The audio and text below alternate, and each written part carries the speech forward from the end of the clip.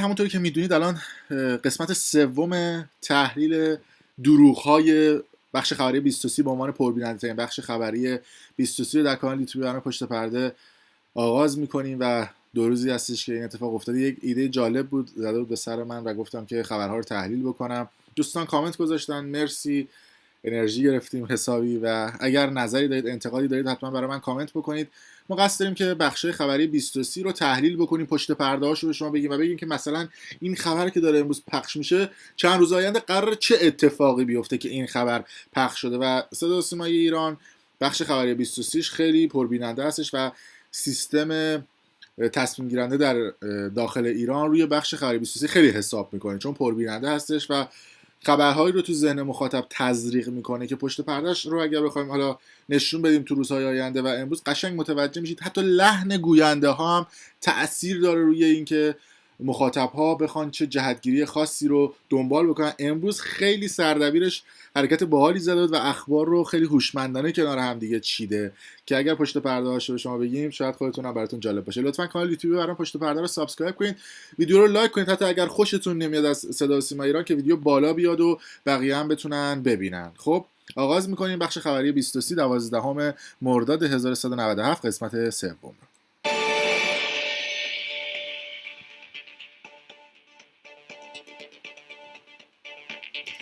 به نام خداوند کریم صلوات می‌فرستیم بر حضرت محمد مصطفی و خاندان مطهر ایشان. سلام، شب بخیر. یه نکته بگم، این لیوانی که اینجا هستش جالبه. این لیوان پلاستیکی هست و آبخوری ها معمولا وجود داشت. صدا که در دریایی از ثروته و این همه پول میلیاردی داره نمیکنه، یه 2 تا 4 تا لیوان چاپ بکنه با لوگوی خبر 23 بذاره برای مجریاش استفاده بکنه. این خودش جالبه. خب برخورد با مفسدان اقتصادی، خواسته مردم از مسئولان. خیلی جالبه. 3-4 روزی هست 23 داره روی این قضیه ورود پیدا میکنه و میگه که برخورد جدی با مفسدین اقتصادی. یعنی چی؟ خب آقا 4 نفر بیاری تو تلویزیون، هی 3-4 روز ما داریم میگیم آقا میگن برخورد جدی از قول امام جمعه، از قول نمیدونم مجلس خبرگان، از قول نمیدونم رئیس جمهور. بابا اگه میخواید برخورد بکنید اسم 3-4 نفر رو بیارید. این نمیشه که حالا مثلا هی بگیم برخورد جدی. من همیشه میگم عمه من و شما که نمیتونه برخورد بکنه که. تو خبرشون هم میارن میشن خبر اول، بیننده هم که میگه او دمشون گرم چقدر باحال میخوان برخورد بکنن. برخوردی ندیدیم. هر سال هم همین بوده، تا 30 سال پیش هم همین بود. برخورد جدی با فلانی، برخورد جدی، اما کو فقط حرفه. خب امروز در جنگ اقتصادی کسی که فساد میکنه آرامش رو میگیره، امید رو به ناامیدی تبدیل میکنه، دشمن را امیدوار میکنه، دشمن رو به طمع میندازه. این خیانت جنگی است. خیلی جالبه، از کلیدواژه جنگ استفاده میکنه چند بار تو صحبتاش و میگه جنگ. این کلیدواژه جنگ یکم جالبه. بعد میگه که این خیانت جنگی است. خیانت جنگی کجاست؟ شما مدیری که استخدام میکنید دل دزده، چه ربطی به خیانت جنگی داره؟ خب این فساد فی الارض است و مجازاتش هم باید متناسب با شرایط جنگی باشد. مجازاتش هم مناسب با شرایط جنگی. مگه ما الان در ایران شرایط جنگی داریم؟ خب لذا از قوه قضاییه مردم عزیز ما توقع دارند که اگر قاطعانه بناس برخورد بشود شعار نباشد و در فرصت مناسب مجازات‌های بازدارنده عبرت آمیز در مورد متخلفین و مفسدین اقتصادی اعمال بشود. یعنی چشم بسته غیر گفت. ما میگیم آقا عمل کنید، حرف رو ما هم بلدیم بزنیم. منم اگه برم اونجا بشم خطیب نماز جمعه همینو میگم، آقا باید عملی صورت بگیره. اینا یه سری سوپاپ اطمیناناست که به مردم میگن آقا ما تو فکریم که فسادهای اقتصادی که دغدغه مردمه و همه مردم الان ناراضیان توی ایران رو مثل این سوپاپ اطمینانا جلوشو بگیرن. خب خطیب نماز جمعه امروز تهران با انتقاد از داخلی نشدن خودروسازی در کشور به معنای واقعی خیلی هم جالبه، راجع به خودروسازی هم صحبت میکنه. بعد خودروسازی رو ربط میده به صادرات.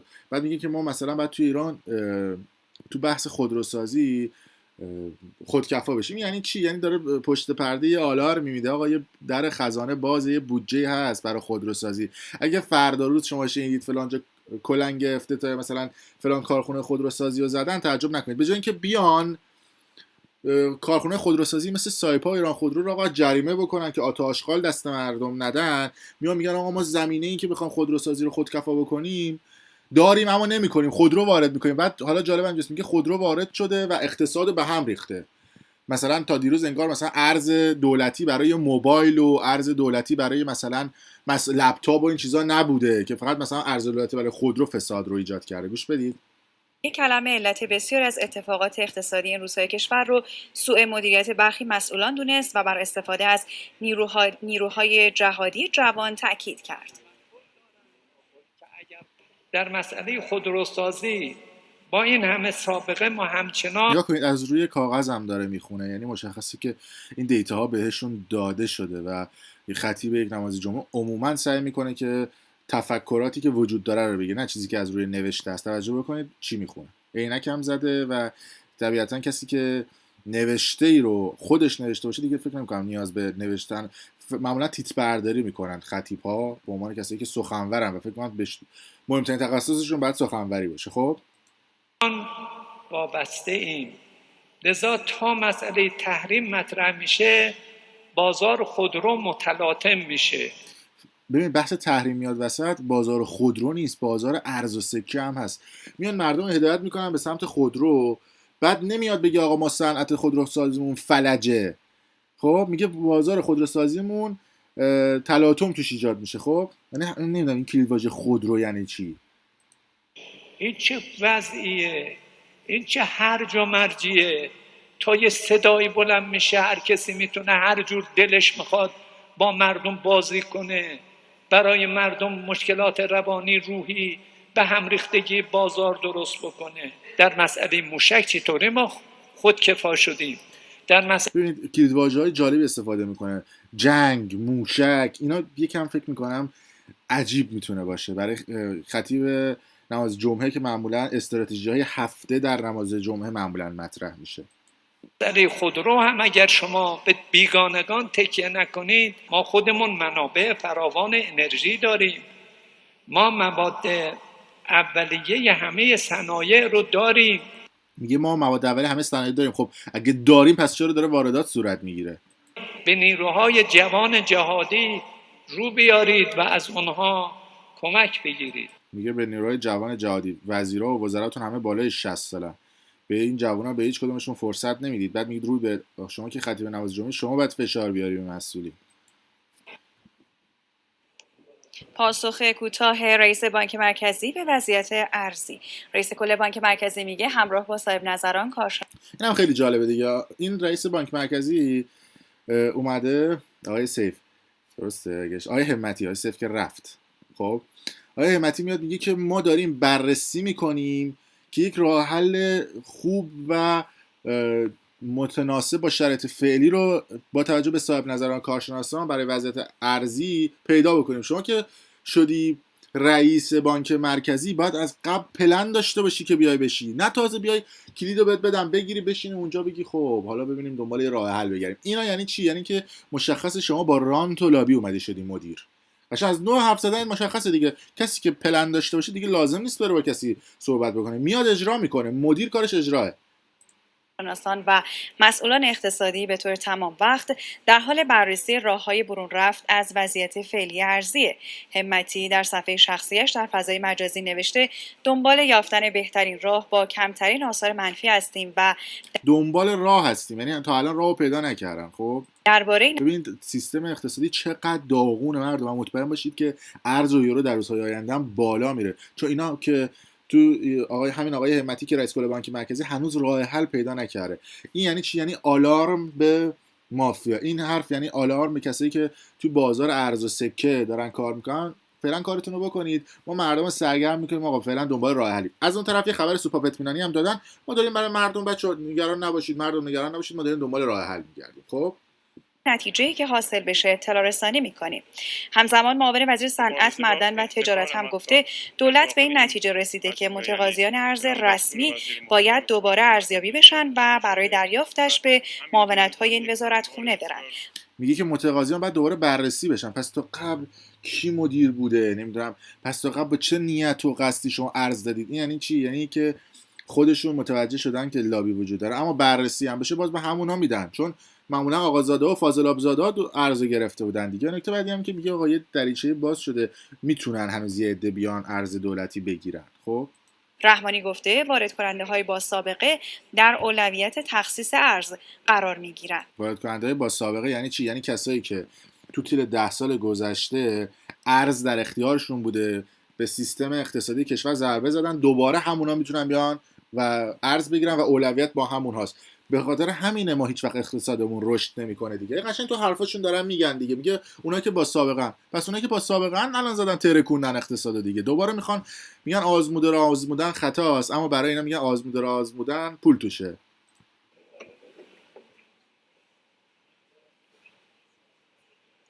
هشدار برای محتکران حلقه عرضه محصولات و کالاهای اساسی. اونهایی که خارج از ضابطه کالا نگه می‌دارن به امید سوء استفاده یا افزایش قیمت‌هایی که پیش بینی می‌کنن در بازار اتفاق میفته، من بهشون توصیه می‌کنم این کارو نکنن، برای که دولت به اندازه کافی کالا داره، عرضه خواهد کرد و اینها متضرر خواهند شد. این هم داره یه تیکه به اون دلالا میندازه، میگه آقا با جنساتون و جون مادرتون بیارید بریزید تو بازار. خب نریزید. ببین اگه مطمئن باشید که اگر دولت جنس داشت تا الان میتونست بریزه تو بازار، ریخته بود و قیمت‌ها رو میآورد پایین. نمیتونه بیاره پایین و این کلید واژه رو هم اخبار برام داره میاره نشون مردم میده، بگی که مردم اطمینان بده که اوه چقدر وضعیت ما خوبه، مدیریت تنظیم بازار عالیه. ولی مطمئن باشید که اگر این یا ببینید یا این اجناس رو تو انبارا دارن خیانت میکنن نمیارن بریزن تو بازار که همه چیز گرون شده، یا ندارن بلوف دارن میزنن که به اون مافیا بگن آقا غلط کردیم بهتون اجناس دادیم با ارز دولتی قایم بکنید و احتکار بکنید، بیارید بریزید تو بازار. غیر از این چیز دیگه ای نمیتونه باشه. ضمن اینکه در کنارش هم این ستاد ما به همه استان‌ها ابلاغ شده، همه دستگاه‌های نظارتی ما از سازمان تعذیرات حکومتی، سازمان حمایت، بازرسی اصناف، بر مبنایی که صنوف ما حلقه‌های مختلفی که در این زنجیره فعالیت می‌کنند اعلام موجودی می‌کنند، اگر مراجعه کردن و این اعلام موجودی اعلام نشده بود، حتما باش برخورد میشه و حکم احتکار و اختفا رو پیدا می‌کنه. کوهکن نماینده مجلس هم از کف و سود زدن‌های بی‌موقع انتقاد کرد.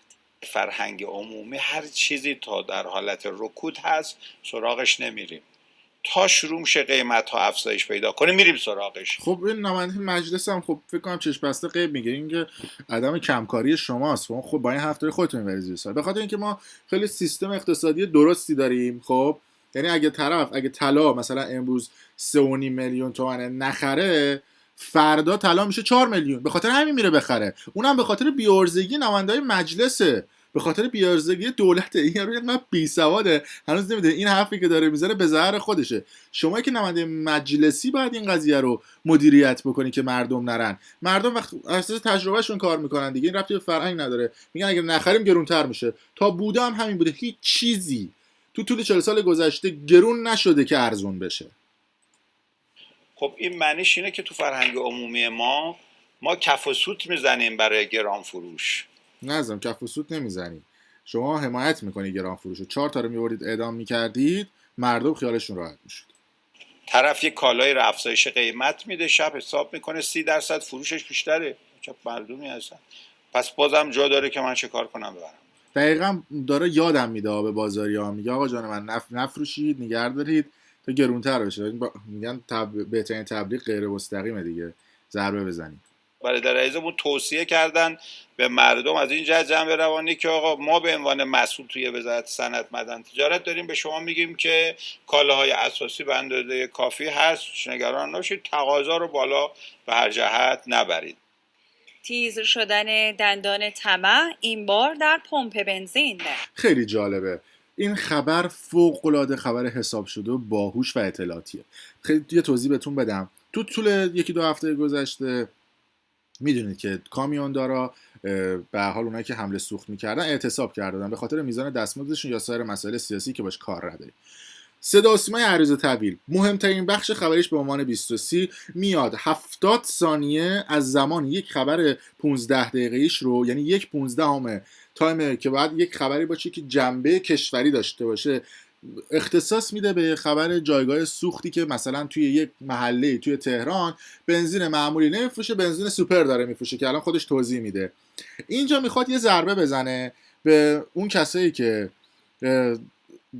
سوخت رو عرضه نمیکنن که کار درستی. اما نکته بعدی این که میگه خواهد بگه که این صف‌های طولانی که تو جایگاه پمپ بنزین کل کشور وجود داره به خاطر پمپ بنزین است که بنزین نمیدن، وگرنه این به خاطر این نیست که بنزین تو جایگاه وجود نداره.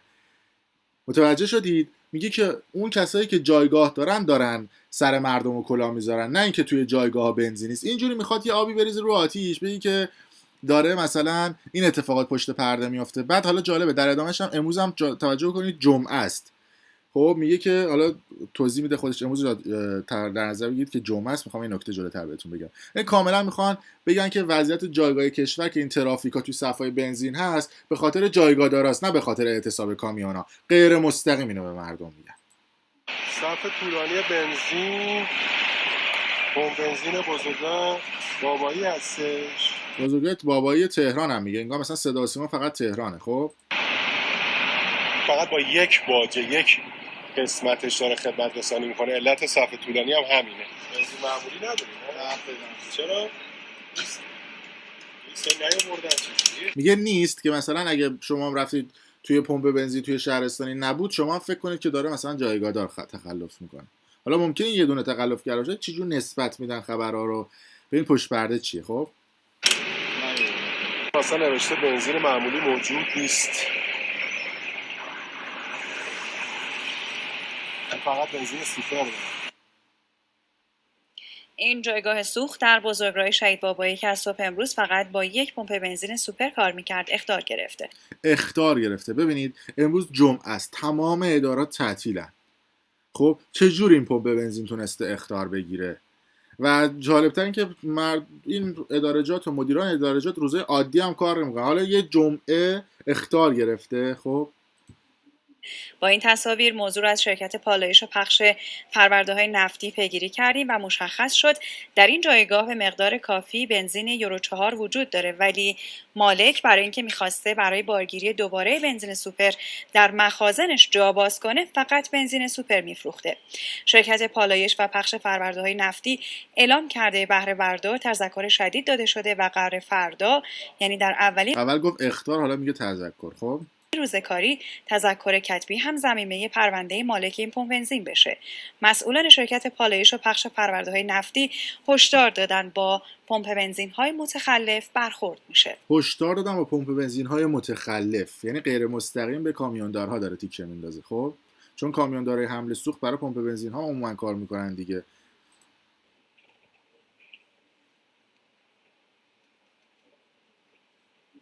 چون مسئولیت نداشتن سوخت بر عهده جایگاه‌دارا هم هستش، یعنی اگر شما رفتی توی جایگاهی سوخت نبود میان خیر جایگاه‌دار رو میگیرن، میگن آقا بعد بری سوختتو تامین بکنی. پس اون جایگاه‌دارا هم بعد بره التماس کامیوندارا بکنه که بهشون سوخت هم بدن. به نوعی جایگاه‌دارا هم داره میترسونه. خب آخر هفته پربار برای استانها با حضور وزرا در همدان با حضور وزیر راه عملیات ساخت راهن همدان ملایر کلید خورد. هم میتونه از جهت راهن تهران به سمت کرمانشاه یک مسیر تهران و کرمانشاه رو بسیار کوتاه بکنه و هم میتونه یک محور شمال جنوب جدیدی رو مطرح بکنه که در واقع همدان رو وصل بکنه به سمت بنادر جنوبی ایران، به سمت خط آهن جنوب ایران. نکته دیگه این که ببینید هر موقع دیدید یه جای داره عملیات اجراییش کلنگ میخوره آغاز میشه، بدونید یه دل دزدی توشه. خب حالا بریم جلوتر، یعنی مطمئن باشید که یه پولی میخوام تزریق بکنم، میگم آقا بریم اونجا رو افتتاح بکنیم، یه 6 میلیارد توش مثلا بودجه بریزیم که بتونیم 2 میلیاردش رو بخوریم. عموما کارا که تموم نمیشه که. خب در واقع برای ما این قطعه بسیار کلیدی در میانه دو تا شبکه راهن است که حالا تازه الان یادشون افتاده کلیدیه. ما 40 سال خط راهن توی ایران داشتیم، تازه الان یادشون افتاده یه نقطه کلیدی هم وجود داره. خب ما داریم هر جا افتتاح میشه میگن نقطه کلیدی. ایستگاه خواهد داشت در 2 قطعه به قرارداد رفته. امروز قطعه اول به طول حدود 42 کیلومتر انشالله عملیات اجرایش آغاز خواهد شد. کل اعتبار پیشبینیش از اعتبارات ملی حدود 280 میلیارد تومان پیش بینی شده. حدود 280 میلیارد تومان. خب من اومدم رفتم یه سرچی زدم از خبرگزاری ایرنا و سایر خبرگزاری‌ها. خبرگزاری صدا و سیمای همدان اومده گفته که 75 کیلومتر همونجوری که گفتن، پیمانکار مشخص کرده که اعتباری حدود 300 میلیارد تومان. اون گفت چی؟ 270 20 میلیارد اینجا فاصله داره. خبرگزاری خانه ملت جالبتر گفته 17 تیر ماه 97 گفته که نماینده مردم ملایر، نماینده مجلس شهر، گفته که اینجا 6000 میلیارد ریال یعنی 600 میلیارد تومان اعتبار میخواد. این میگفته 300 میلیارد تومان، این میگه 600 میلیارد تومان. حالا وزیر رفته خود پیمانکار گفته 270 میلیارد تومان. ببینید عدد و رقم‌ها با هم نمیخونه. خبرگزاری‌های خودشون هم گفتن نگاه کنید این خانه ملت، اینم صدا و سیمای همدانه، اینم پیمانکار پروژه بوده که اومده صحبت کرده. بهتون گفتم میان کلنگ میزنن، عدد رقم‌ها رو جابجا میگن، بعد مگه میشه یه پروژه 3 تا عدد متفاوت داشته باشه؟ خب وزیر نیرو هم که به گلستان رفته در جلسه اداری این استان با تاکید بر ارائه کشت جایگزین برای شالیکاری بر مصرف درست منابع آبی تاکید کرد. ما باید به موضوع مصرف هم بپردازیم. مصرف فقط یک نصیحت و عمل خیرخواهانه و اینها نیست، موضوع کاملا جدی است. به همون اندازه که احداث یه نیروگاه 500 مگاواتی جدی است، به همون اندازه احداث نیروگاه جدید خدا میدونه چقدر میخوان از اون بخورن. خب مصرف صحیح دستگاه‌های سرمایشی هم جدی است، چرا که اگر ما این مصرف رو صحیح انجام بدیم در خود تهران بزرگش میتوانیم به اندازه یه نیروگاه 500 مگاواتی پیک بار رو کاهش بدیم. روز برجامی وزیر خارجه در سنگاپور. ظریف بعد از این خبر رو گوش بدید، خیلی باحاله، خیلی هوشمندانه سردبیر 23 خبر رو چیده. خب پنجشنبه بعد چرا دادم اینجا تصویر سیاهه، خدا میدونه کی اینجا سانسور کردن. خب پرکاری که داشت، امروز هم دیدارهای متعددی رو در حاشیه اجلاس آسئان با مقام‌های خارجی برگزار کرده.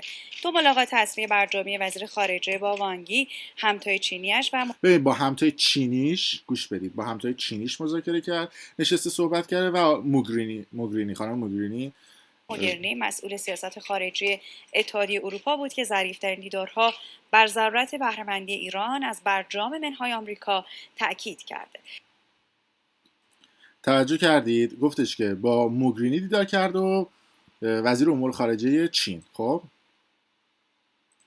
دیدار با دبیرکل آسئان و وزیران خارجه استرالیا، نیوزلند و اندونزی و وزیر خارجه و رئیس جمهور سنگاپور هم از دیگر ملاقات‌های دیپلماتیک ظریف برای گفتگو درباره موضوعات دو جانبه بود. وزیر خارجه که هنوز در سفر به سنگاپور به سر میبره، در صفحه شخصیش در فضای مجازی هم به نیروی دریایی آمریکا طعنه زده و نوشته نیروها نمیتونن راهشون رو در آبهای ما پیدا کنن چون اسمش رو که خلیج فارس بلد نیستن. ظریف نوشته خلیج فارس 2000 سال قبل از اینکه آمریکا تأسیس بشه همین اسم رو داشته. وزیر خارجه احتمال دیگه هم داده و گفته شاید نیروی دریایی آمریکا نمیدونه 7000 مایل دورتر از سرزمینش در حیات خلوت ایرانی ها چی میخواد. آره این هم یک خبر دیگه هستش که ظریف اشاره کرده به تنگه هرمز که احتمالاً در چند روز آینده مطمئن باشید یک رزمایشی سنگینی تو خلیج فارس برگزار خواهد شد و در تنگه هرمز که احتمالاً به صورت نمادین تنگه هرمز رو هم ببندن و این به فکر می‌کنم یک گروکشی سیاسیه که داره اتفاق میفته و دارن توی صدا و سیما این زمینه رو ایجاد میکنن که بگن آره خلیج فارس یک مسئله مهمه و تمدن داریم و فلان، اینا ذهن مردم رو دارن آماده میکنن. خب بازار گمانه‌زنی درباره معنای اصلی این توییت ظریف هم داغه. برخی گفتن وزیر خارجه به استفاده ویلیام ایربن سخنگوی وزارت دفاع آمریکا که از واژه مجعول به جای خلیج فارس استفاده کرده بوده واکنش نشون داده. این مقام پنتاگون گفته بود احتمال داره ایران به زودی رزمایش رو در خلیج فارس برگزار کنه. ببین از قول مقام امریکایی گفت، یعنی غیر مستقیم گفت، نگفت ایران میخواد این کارو بکنه. این چقدر باهوشن تو بخش خبری.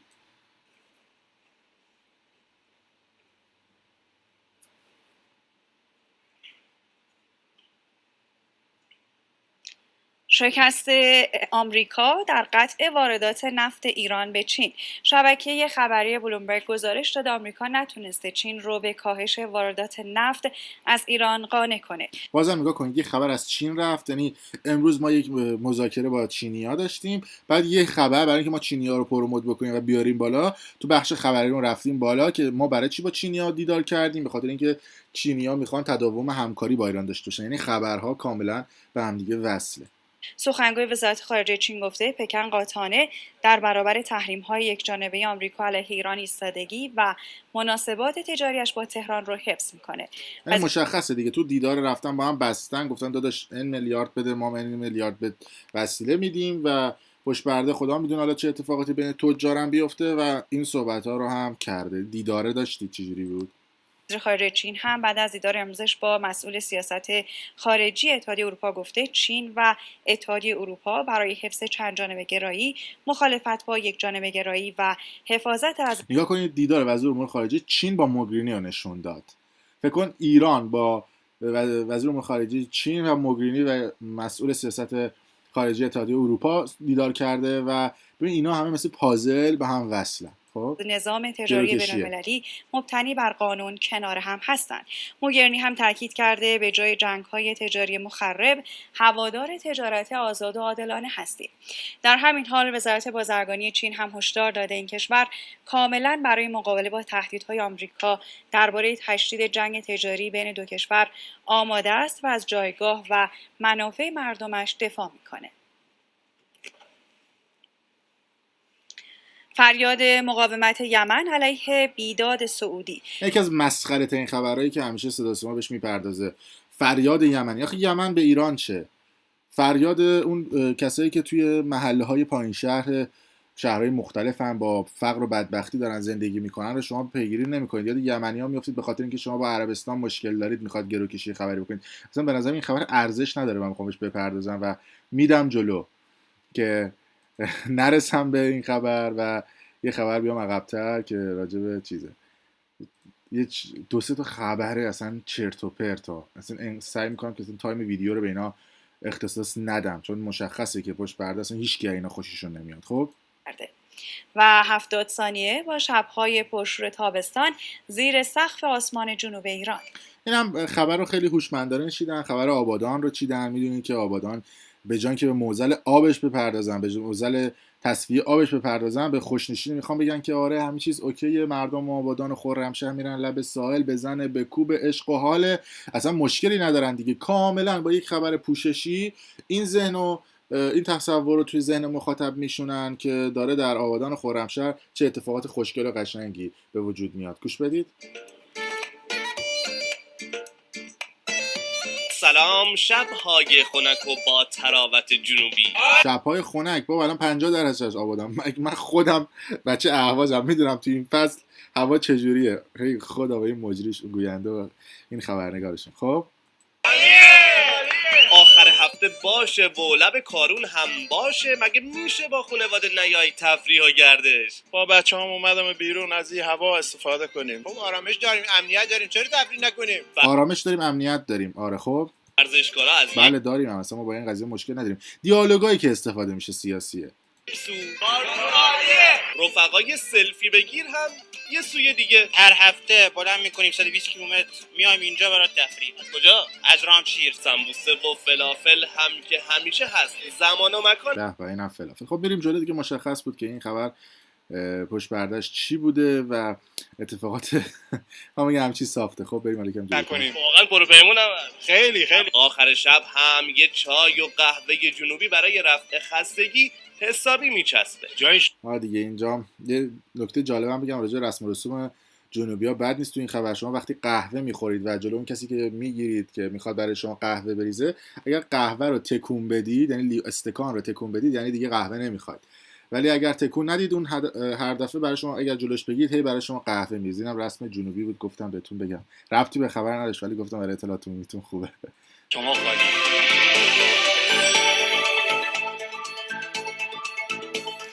جهانی شدن ورزش باستانی زور. خب دیگه میره راجع به ورزش بلاروس و بقیه بخش خبری هم 15 دقیقه به اون قضیه اختصاص میده که فکر نمی‌کنم اصلا چیز موردی داخلش باشه. گزارش پوششی هستش.